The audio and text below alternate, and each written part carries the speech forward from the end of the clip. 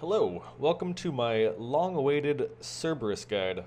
I've never done a boss guide before. I don't think I have, so it's gonna be a little weird for me, but I'm gonna walk you guys through it, and hopefully you guys will understand how to kill Cerberus more effectively. So let's get right into it. As far as gear goes, what you're gonna want to have, this is the best gear to bring. Obviously, you're gonna want to change that depending on what you can afford. But I've got myself an Amulet of Torture, max strength, the bludgeon, which is the best crush weapon in the game, and then I've got myself the Slayer helm, of course, because it's a Slayer boss. And then what I'm going to want to bring is the Spectral and Hasta.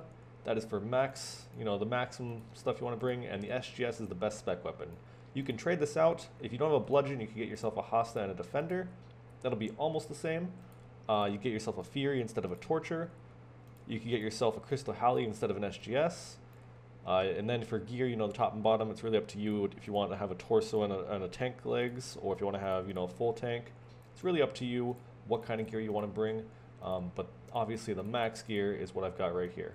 So getting into it now, the Spectral is a very important thing for Cerberus. If you don't have one, it's not the end of the world. You can still do it. Iron Men do Cerberus all the time without a Spectral. But what the Spectral does is when the souls come out, it takes, instead of taking 30 prayer, it will take 15 prayer. So, every cycle of the souls, you'll lose 45 instead of 90, which could save you a lot of time. Okay, so now that we've got the gear figured out, the next thing you're going to want to do is figure out how to get there. So the best way to get there is with the Keymaster Teleport, which is an untradeable uncommon drop from Cerberus. It drops in 3s, and I like to save these up for deaths. If I have over 10 of them, I'll start using them for my task, but I like to save them for when I die. It is kind of useful though when you do stack them up, and it takes you right to the center of the Cerberus layer, which is right here. And the way to get to Cerberus is go to any of these 3 layers. But if you don't have any of these Keymaster teleports, you can also use a Taverley tab, which will take you directly to Taverley. Obviously that's, you're going to be running south going to the Taverley dungeon. I'll show you that in a second. Or you could have your house move to Taverley, which is what I've got here. That way I can use my Ornate Pool, which you may not have, which may mean that you want to use Taverley tabs instead. But right here, I've got my Rejuvenation Pool. After I bank, I heal up, I leave the house portal, and then I start heading to Cerberus. And then when you're at Cerberus and you're trying to bank, you can either use a Desert Amulet. It goes really well with the Keymaster Teleport, I've found, because I just heal up. If you don't have a Desert Amulet, you can use a Narda Teleport, which does the same effective thing. It takes you right here. And then instead of, the Desert Amulet, you can use that. And then I like to, bank at my bank and then just use the Keymaster till you go right back. If you don't have that, you can find another way to bank. I personally use the Craft Guild when I'm not using the Desert Amulet. I like to bank, get my stuff out, grab myself, another house telly, heal up, or no, sorry, get out another inventory, head back to my house, and then, heal up at the Rejuvenation Pool like I said before, and then go. So those are a few different options for banking and for getting to Cerberus. Now, how do you actually get there? When you're at Taverley, you just start running south. And once you're here, if you drink a stamina and you have 70 agility, you could run through the obstacle pipe. If you have 65, you could bring a summer pie and go through the pipe. Or if you've got 80 agility or 75 with a summer pie, you can just go directly over the strange floor, which I've got 99 agility, as you can see by the maxscape. And so then you just run north. And as you can see, we're talking right here with the Keymaster, and this is where the Keymaster Teleport takes you. Like I said before, it'll take you right here, and you can decide which layer you'd like to go to. There's also a nice little peek option at each layer. If you are starting your task out, maybe you can just go ahead and peek, see if there's anybody there. It says there's nobody there, and then you go ahead and enter. Now let's move on. Alright, so now we've got the gear, we've got how you get there, and now we need to figure out the inventory. So I have 99 prayer, so for me 7 prayer pots or 7 restores, it usually always works out. Sometimes I don't get hit much, so I end up with extra food. Most of the time it's generally pretty close with the inventory. Now I like to equip my Spectral and my Hasta. That way I've got 1 extra space, and somebody actually recommended to me to bring an anglerfish to make use of that space. So when I get there, I eat the anglerfish, and then I wield the bludgeon, and then I can start attacking it. I like to bring 1 super combat. I usually use 2 or 3 doses, and then the rest of it just food. It could be whatever food you liked. I actually ended up using sea turtles for a while, just for some fun. But whatever food you like to bring, you bring that. and that's the basic inventory. Obviously, change it as it helps you. If you're using too much food, maybe bring a little bit more, bring a little bit less prayer. Using too much prayer, bring a little more food. Obviously, that's gonna, be what works for you, but this is what I bring.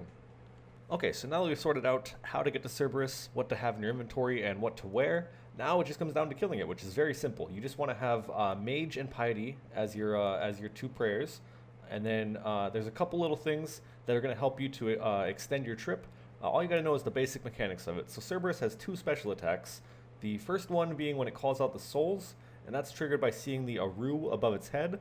And the souls that come out, they're three different colors. They're blue, red, and green, and they come in no particular order, so you just want to watch them. Blue is for mage prey, red is for melee prey, and green is for range prey, and you just want to flick them. This is done easily by watching your prayer orb. As you see your prayer go down, you switch to your next prayer, and it goes from left to right, or from west to east, and it's very simple to do. You just got to watch out for the Aru, which is triggered sometimes when it goes under 400 HP. That it can't do it above 400, but when it's under 400 HP, that's when you want to start watching out for that one.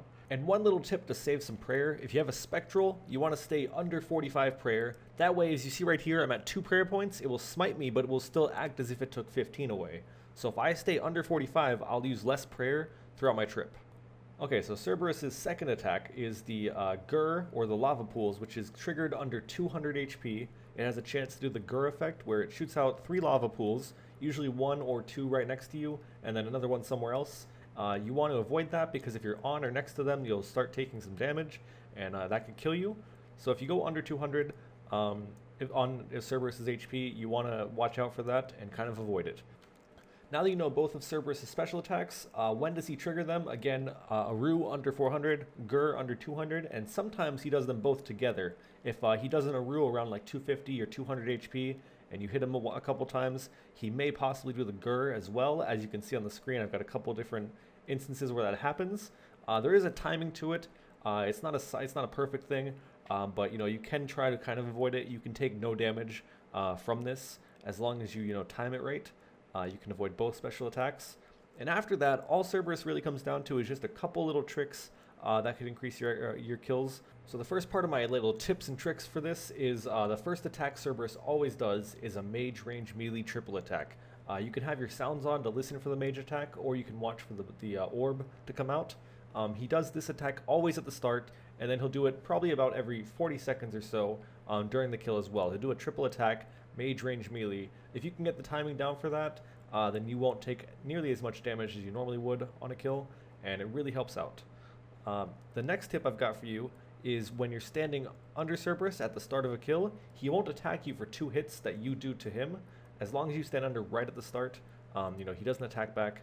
So it's very, very nice to get those first couple hits in without taking any damage at all. And that's, the only other thing I can really tell you is if he does an Aru near the end of the kill, to run out of the flames so you don't lose the prayer points. Apart from that, Cerberus is very simple to do, and I hope you guys enjoy. I hope you guys, get some primordials and some pets and whatever else you can get. Just don't go as dry as I did. I went 7,000 dry the pet.